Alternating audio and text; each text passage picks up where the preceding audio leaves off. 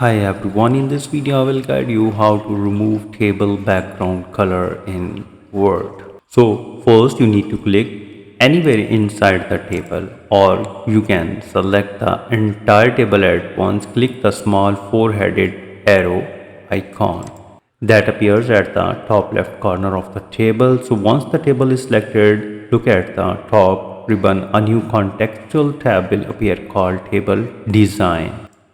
Click on that and then find the shading tool. Look for the shading button. It looks like a tipping paint bucket. Now click on the small drop down arrow and next to the shading button and select the no color from the menu, and here you can see that. If you want to clear the shading without your hands off the keyboard, you can use the shortcut. For this you need to press the Alt J+T+H+N